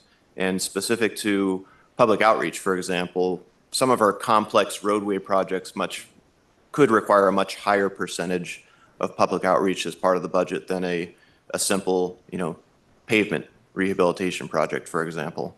So just a thought on that, to encourage, better deliverability and partnership and flexibility, just something that I would caution. Let's go to Paul. Yeah, and again, I think the intent is defining what unnecessary is, and maybe there's some way to list. These are the things that we can pay for. We can pay for refreshments. We'll pay for mailers. There's a laundry list of standard items that go with a public outreach that could be reimbursable. I think I lean towards Beth on the percentage, but I could understand that you might have a really difficult project that's going to impact a lot of people, particularly with right-of-way acquisition and things of that nature. And you need a lot of of this public outreach, but if it's not defined, you can't really say no. You know what I mean? Gotcha. Beth, I think your hand went down and came back up again. Is that correct? That is correct. Yeah, go.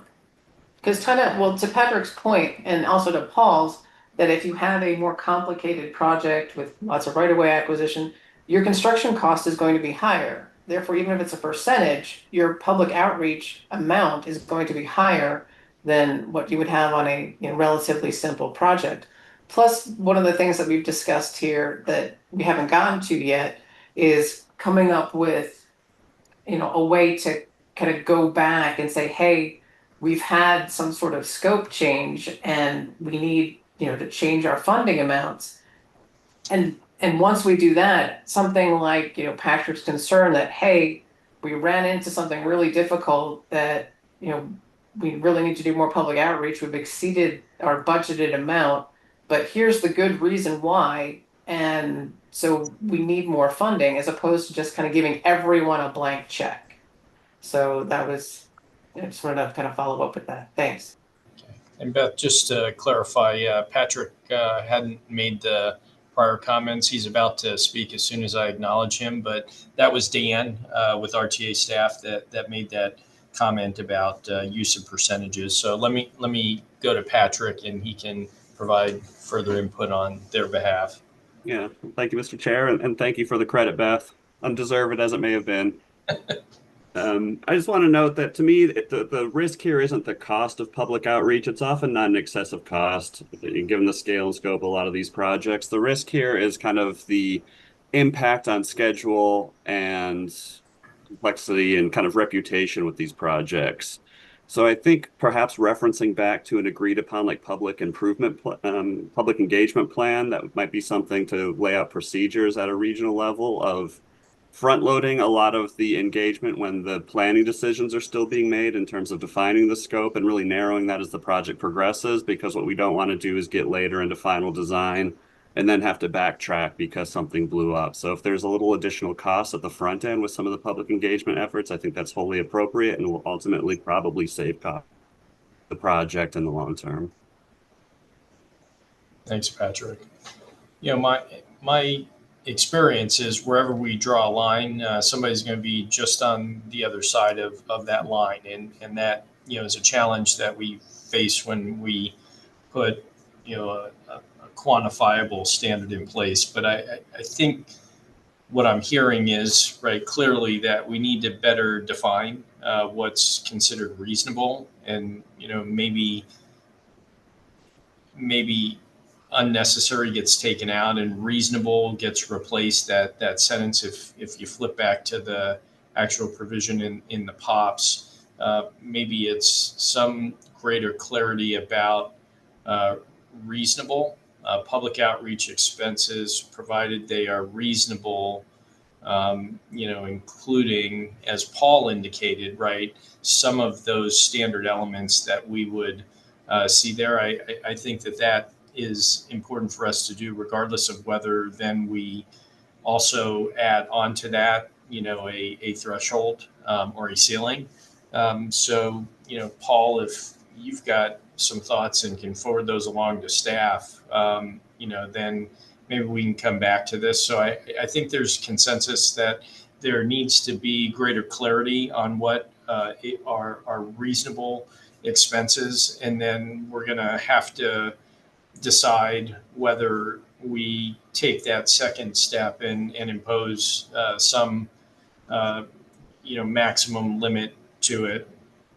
But we can follow that up when we see the clarification on what's included in reasonable. Mm-hmm.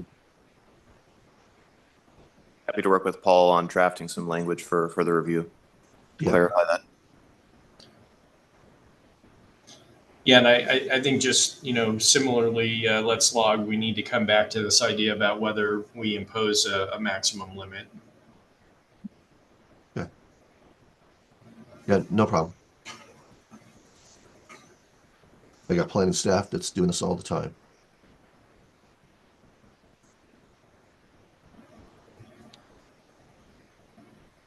As we finish the note there, that is the last for that section, and that was a very challenging section to get through. Quick time check, Mr. Chair. It's 10:24. We've got about 20 minutes before at least Beth needs to head out. Question for you: do others need to leave at 10:45, or can we continue with this effort? And if others do need to leave, should we move on to the other agenda items to introduce them, Mr. Chair? Yeah, so let me do a scan, right, of the other participants. Will we have folks dropping off at 10:45, or what's the outer boundary of what people's time availability is? I would suggest that, you know, because this is we're at that collaborative juncture here, that if people have to drop off, I prefer not going any farther beyond without their input. I agree with Paul. I think we should have you know, everyone involved, all the municipalities. Thank you. Okay. I agree as well. All right, sounds good. So Dan, if we want to go ahead and park this, and I will indicate and apologize that the county still has not gotten all of our input back to staff on these on the pops, and so that was in great part due to a breakdown on my behalf, right? Not letting the team know that I needed some assistance on that. So expect that some input may trail. We'll attempt not to go back over things that have already been addressed today. I think the conversation, that occurred would be reflective of any input that they have in those areas. So I just ask for some grace in terms of that aspect. And Dan, we can move into then, the next elements, given the time limitations of about, 15, minutes or so. Do we have time to get into item number 3 on RTA delivery, oversight, accountability, transparency, or do we want to go to future agenda items and timeline? I think, Mr. Chair, we could introduce number 3 and the intent behind that quickly. So the intent with item number 3, delivery, oversight, accountability, and transparency, is really to start seeking your input on how we could improve on these items for RTA Next and what needs to be done to help us get there. And so part of this is Rick and Lance, they've reached out to some of our private sector partners to get some feedback, which they wanted to share some highlights to kind of help you with any considerations that you might have. And we would like to solicit your feedback. So rather than maybe discussing your feedback today, we could ask you to provide some comments, or we can table the discussion to the next meeting, if that's okay, Mr. Chair. Yeah, I think maybe taking us through at least the input that you've received without us getting into too detailed a discussion on any of it will orient us for then the next conversation that we have coming up. I do see John Bernal's hand up, so let me go to John or any others if you have thoughts on whether to at least get a sneak peek at what the input is thus far. Just a question about the attachments to the agenda. I have hard copies in front of me, but did we get the Word version of those documents for commenting purposes? Resend those out in Word. That'd be great. Thank you. Okay. So Dan, if you want to go through a high level, right, on the feedback, and as John pointed out, there is a document within the package that summarizes that. But if you want to draw our attention to any particular aspects of it, please proceed. Yes, Mr. Chair, I'll turn it over to Rick Ellis. Rick. Good morning, Mr. Chair, members of the committee. And in light of that, yes, we included a 5-page document, letter, if you will, that summarized what we had found through our efforts and endeavors into this that Lance Peterson and myself initiated. Excuse me. In the interest of summarizing that to give you at least a focus on that, I'm going to try to walk through some of the key things in there. So just to give you a little background, the process we undertook on this effort is we wanted the broadest assessment possible. So we met with several local design firms that had familiarity across multiple projects, firms all the way around, and multiple jurisdictions, not just RTA. We were all inclusive, so we wanted multiple data points, not just focusing on or isolating to RTA-related projects. 2, we looked at the entire delivery process, the design, right-of-way, utilities, permits, and construction. So we were all encompassing of the delivery mentality, not just how can we improve one aspect of that. So I'm going to break it down in this way, following kind of how the memo did, but I'm going to call verbally attention to some of the key things on this. Key findings that we heard back from, not all inclusive, not limited to, but I did want to point them out and give verbal attention to it, is there's a lot of time spent on formatting, review, revisiting decisions. So this is a comment that we heard multiple times.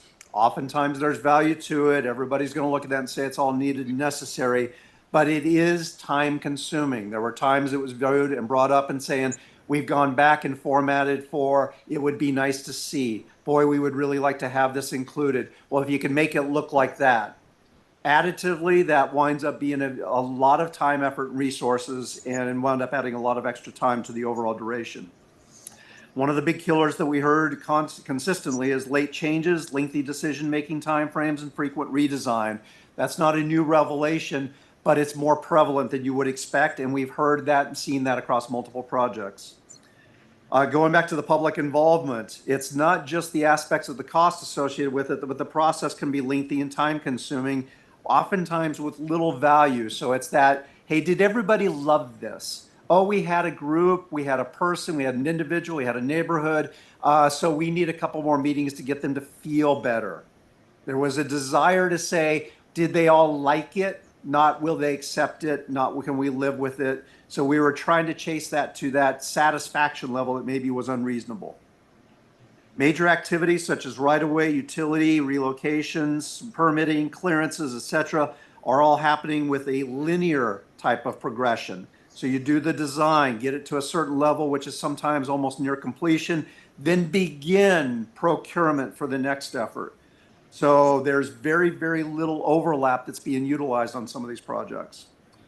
Lastly, limited use of the alternate delivery methods, or what you see referred to as PADMs or just ADMs. We really rely heavily on a design bid build format. We have authorizations to utilize different techniques. We've done it limited basis. Some are more familiar and more realistic with them. One of the things that several of the outfits pointed out to it is that when we do get into those, we're dealing with inexperienced staff, learning curve, those type of things. So if there's a desire to explore that, then pick the right projects for it. Don't jump into the most complicated one and then go through learning curves on that one. Pick an easier one that may not benefit to its fullest extent, but recognize it's a training ground. So those were some of the key findings. Recommendations for consideration. There were some basic fundamentals that were agreed to unanimously throughout the parties we talked to. First and foremost, utilize a project team approach for those projects rather than department or division representatives being assigned. Staff should be fully allocated to the delivery team, not just being able to work it in amongst their other duties. Need to incorporate, now as a side set to that, we need to incorporate input and participation from right-of-way, utilities, construction, environmental, the various disciplines from the very beginning. So that was a very prevalent one for the successful projects, as well as the ones that weren't working very well. Number two, ensure key milestones and decision points are attended. They're fully engaged, meaning the participants on this, and then abided by. There were several instances where past decisions had been reversed, changed, modified, often in the context of, hey, at that time, it sounds like a good decision, but we're saying avoid revisiting those unless the circumstances have changed significantly, such as new codes, laws, policies, etc. Along the lines of what we're talking about for delivery, stronger and more frequent utilization of ADM. That should be a common practice, that is in the toolbox for every consideration. It does shift the focus from developing the focus to developing final product and improvements, not completing design. We heard a mindset component come out of a lot of these discussions. And also there's a huge benefit that these teams have gotten in responsiveness due to having a contractor actively involved. We asked, nobody had a really good reason, but they could all unequivocally state that when a contractor says, we need this by Friday, responsiveness was significantly, if not 100% better in all those situations.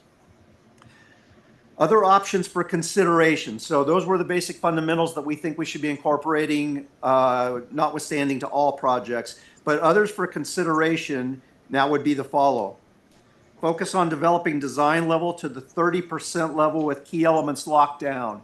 So this is the classic old notion that we consider a 30% milestone, but we need to treat items such as major minor structures, horizontal vertical alignment, cross-section components to it. Those need to be considered 95% designed. They're not subject to changes. They're not subject to other ideas coming in. Those are the big blocks that often shift on things and they cause unintended consequences when they're modified. Another one for consideration is pursuing multiple activities in parallel. This would include final design, utility design and relocation, right-of-way acquisition, and permits, clearances, and agreements. I can go into greater detail. Unfortunately, time's kind of limiting on this, but the idea and the notion is instead of doing it all in a linear or sequential format, we can incorporate those things. If we hit that robust 30% level, we can activate and authorize all those things to move forward. We've had progress. We've seen that. That's been utilized on different projects within the region. We think that could be expanded upon as well. And then other opportunities for consideration is supplement staff with consultants who are intimately familiar with department, division, protocol, requirements, issues, and concerns.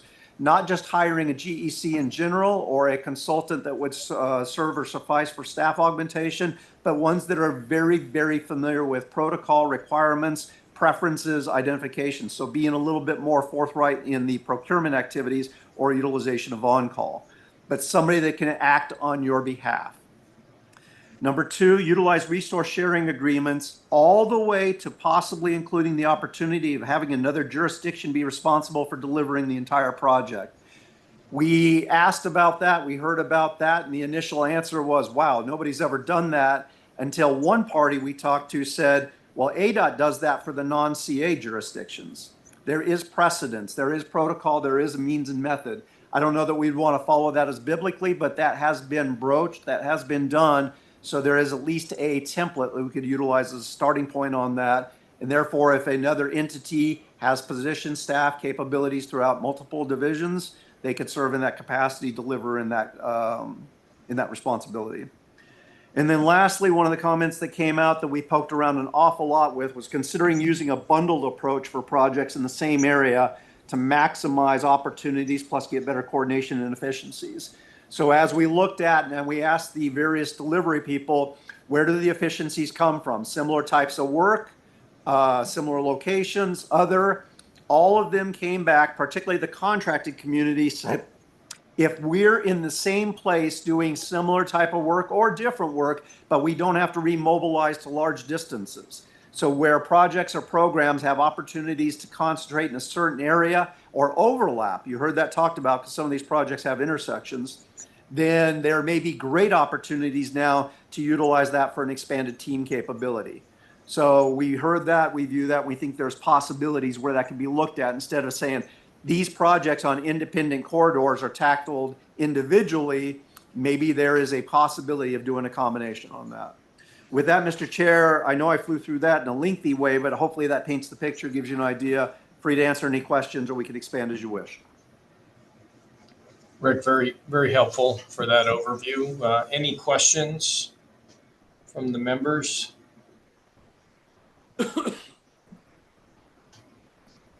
Dan, I had a question, I think overall. So with this input, what is the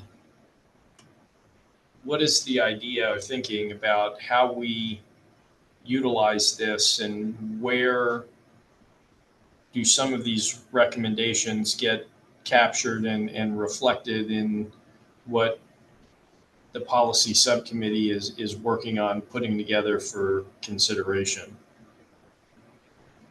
With that, and going back all the way to Paul's comments of the pages right before the POPs in our admin code, pages 68 through 76, or 69 through 76 rather, that is our accountability, oversight, and transparency section.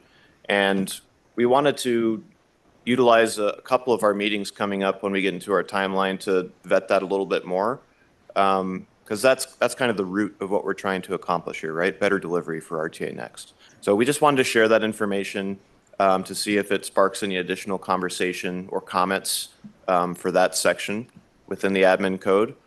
And we could put that together in Word and send that section out as well, just so that we could have continued conversation on that. Ultimately, on the 25th, that's part of the board's agenda item, accountability and transparency, to solicit some information from the board to that effect. And we'll share that information with this group as well, so that we can really refine and come up with ultimately some solutions towards enhanced deliverability, oversight, accountability, and transparency moving forward. Okay. So I think the takeaways I heard from what you just said is that we're going to have some focused time to spend on discussing these, and that based on the various input that's gathered, that staff will put together a starting point for discussion, right? Something that we can review and comment on, and then refine to a final narrative that then can get inserted into the document as you noted. Is that accurately hear those things? Yes, and I think our intent as we get into the timeline was just to get some initial feedback from this group to start, more of a brainstorming to put us in the right direction. So perhaps that could be something that we could do in our next meeting. If you'd like to get into the next agenda item, Mr. Chair, we could discuss about that. Yeah, before we shift, any other comments or questions about the project delivery assessment feedback we just heard? Any surprises? Any items that you expected to see that you didn't? Paul? No surprises, and I think this is a very valuable and needed part of lessons learned from RTA 1. And I think that ultimately, after we all get our chance, all of us get a chance to really get our arms around this and hearing from, again, the industry, it's going to help us, I think, just make a stronger and better program that's more efficient. So I applaud staff for doing this, and look forward to really kind of diving in deeply into this and seeing what type of things we can add to the POP that would help abate the difficulties that we've seen in the past. Thanks, Paul. Well said. Sam? Hi, Carmine, and I don't know what the conversation was because I was in my other meeting and just rejoined. I just wanted to mention in terms of project delivery that my concern with where projects are listed in the periods is it's not enough time, especially for some of the urban, larger scale corridor projects, to do planning, design, and construction all within that same period. And so I just would be interested to, it doesn't have to be discussed today, but maybe a future meeting, is just how do we have the ability to maybe start some planning and design efforts in an earlier phase? That way we're teed up to go when it comes time for the construction phase. Especially if a jurisdiction has some capacity and ability earlier in the program to get things going on projects, just knowing that they're not going to be delivered until that period of delivery. That's all. Thank you. Yeah, excellent. And Sam, I applaud you for the consistency of raising that idea. And so I think it fits in what we were just discussing, and staff was walking us through the document, or a summary of the document that's in the package. That is the input that was solicited from some of the regional partner entities. And I think, this idea about being able to start some of the earlier stage efforts sooner than the period for construction delivery should be reflected. And I think we talked earlier about the escalation process. And I think that that's part and parcel of keeping us on track with project delivery. And so that may pair nicely with what we just heard today. And Dan, I think focusing attention on this at an upcoming meeting where staff thinks it can be slotted and fits the time element perspective that we have would be appreciated. So with that, I don't see any other hands for comment on what we just discussed. So let's shift to the schedule discussion, and then we can come back to wrap up after that. Thank you, Mr. Chair, and thank you, Rick, and for all the comments, everyone. Issa, if you could pull up the timeline real quick, since we're just about at time. Mr. Chair, if it works for you, perhaps Jim and I could get with you and Paul, and based on today's meeting, make any refinements as needed for our next meeting so that we could focus our discussion on the priority items as you see fit. We could schedule something to that effect. But just as a very brief overview to everyone, if we scroll down to the 24th, Issa, under the timeline schedule, it's at the very bottom right now. So we were going to follow up and do some more brainstorming on the delivery oversight transparency. We were hoping to get to kind of brainstorming the issues today and then the solutions next time. We might consider combining that so that we could stay on schedule. We also have pavement and transit as some items as requested. And then also we wanted to introduce some financial considerations. We have a little financial subgroup working behind the scenes so that we could create some framework, and we wanted to share some information to that effect to start getting you thinking about that for future meetings in mid-October. So we could certainly refine any of these items as needed. We also didn't make it through our comment resolution for the 3 items today, so might need to add that to the 24th as you see fit, Mr. Chair. Yeah, I think having a discussion with the staff and Paul and I would be helpful. I think my sense is that these topics are going to take a little bit longer than maybe anticipated, and we might have to skinny down the items, the number of items that we're trying to get through to enable us to complete what has to happen in the right sequence. But I'm happy to devote some time to having that conversation off cycle here, and we'll do that with you all. Very good. I'll look for some time and send out a meeting invite. Okay. Any other feedback from the members on schedule or just, the level of depth that, we need to plan for as we take these items weekly, right, for discussion? Paul? I feel good with what we accomplished today. I think we got a lot accomplished. And I think if we can continue at this pace and this level of detail, we should be able to hammer through this. I think the pavement element and the transit element should go fairly quickly. They're not huge elements with as many parts as, say, the corridor projects. And we've discussed kind of those overriding issues that can permeate element to element too, where we've got, I think, some resolution today on that. So I'm feeling positive that we're really working on track here.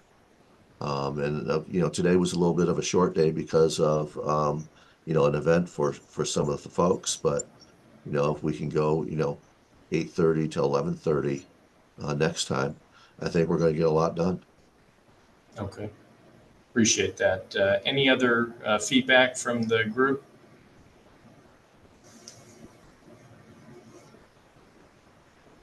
Okay, and then finally, anything else for the good of the order? Well, hearing none, then I will entertain adjournment. Anyone opposed to adjourning? All right, hearing none, the meeting stands adjourned. Thank you, staff. Thank you, members. Appreciate the input and the participation. Thank you, Mr. Chair. Thank you, everyone. Have a great day. Bye-bye. Thank you.